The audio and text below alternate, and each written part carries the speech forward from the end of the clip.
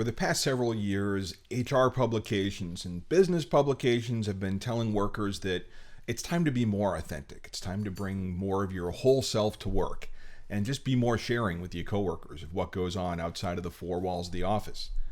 There's a new trend right now, and I'm here to tell you that maybe it's time to stop that. Let's check it out.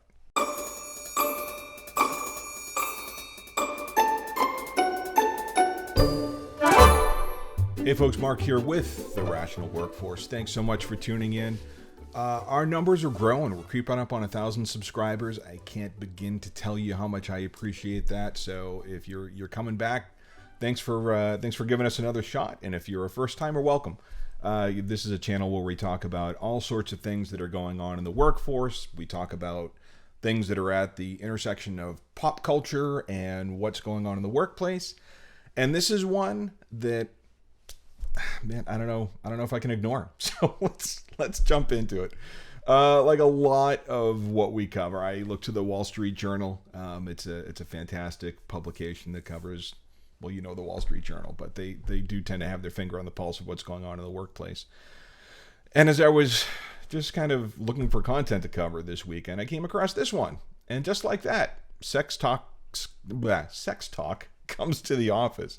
Younger workers have less sex, but they talk about it at work. Like this, we're gonna go into the first couple paragraphs of this and then break it down. So bear with me. But when Vanessa Van Edwards told a group of workers to ask their colleagues about the most exciting thing they did over the weekend, the communication trainer wanted to spark chit-chat and collegial bonding. Awesome. Okay, so far so good. She didn't expect that one coworker would be treated to details of a colleague's Saturday night sexual escapades in response. Maybe it's our newly casual work attitudes after the pandemic. Maybe we're more determined to be ourselves at work. But some office conversations now include details of sex lives. Workers accustomed to posting secrets on Instagram and TikTok, or who just have lower personal filters, are dropping risque emojis in Team Slack channels, asking bosses for advice on condoms, and detailing the rules they use for swinging with other couples, unprompted in the hallway, according to employees and managers I talk to.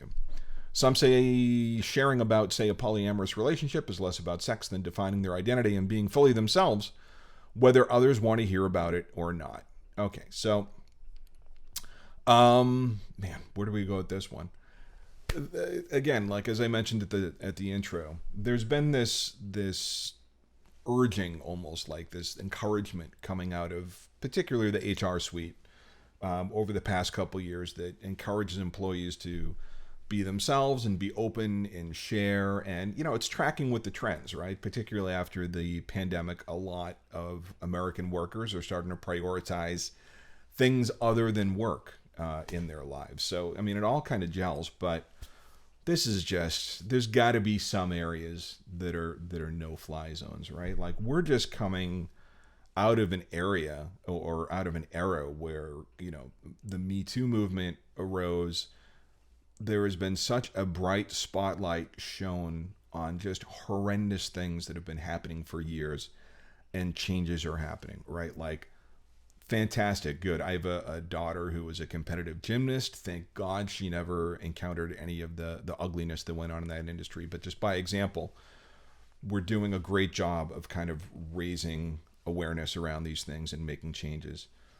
But when we start getting to a point where we're talking about sex lives and things that should be private in the workplace, like the pendulum swinging too far. I don't even understand where this comes from. You know, I'm a Gen Xer. Maybe I'm just old. Maybe I'm hitting that age where I just don't understand you crazy kids in the workplace.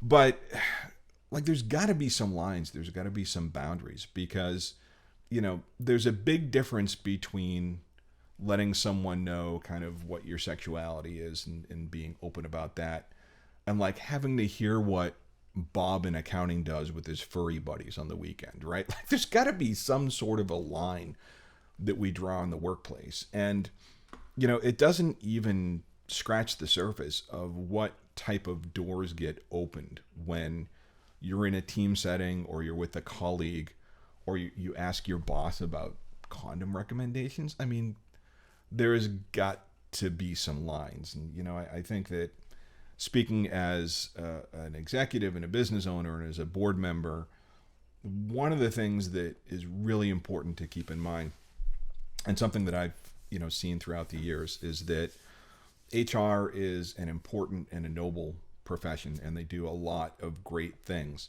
But when it comes down to it, like, they've got to protect the company. So if you personally feel comfortable sharing with another coworker some of that sort of stuff, and maybe that other coworker is okay with it, but if somebody overhears it and lodges a complaint, like, action's going to be taken, right? You have to create a workplace environment that's comfortable for everybody. And these types of discussions, these types of things, in my opinion, cross some lines where, you know, you even if the other party you're talking to is open to it, you're skating on thin ice. Now, there's a difference between you and your buddy you've been friends with for years. You're off campus somewhere, you know, you're at a restaurant and you're shooting the shit. Okay, whatever, that's fine. It's a completely different story.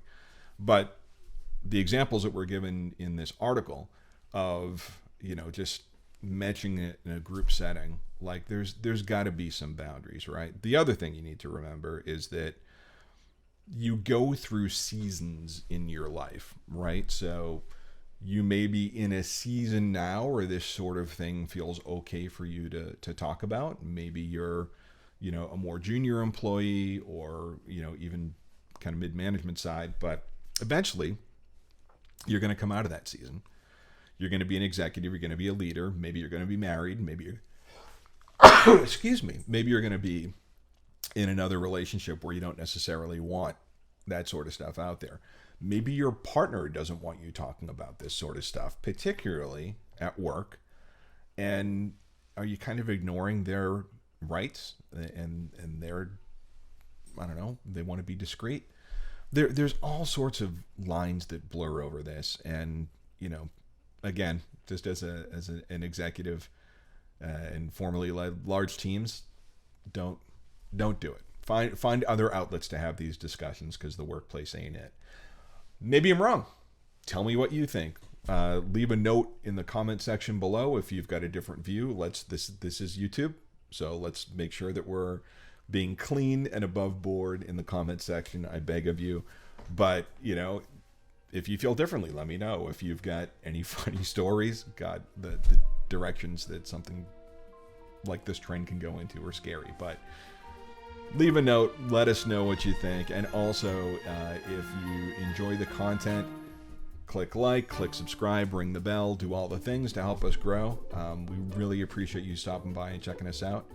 And man, with that, we're going to continue to track all the things going on in the workplace. Hopefully there'll be some other less saucy stuff to report on. But just thought I'd share that with you. Hope you got a kick out of it. And we'll catch you on the next one. Have an amazing day. Take care.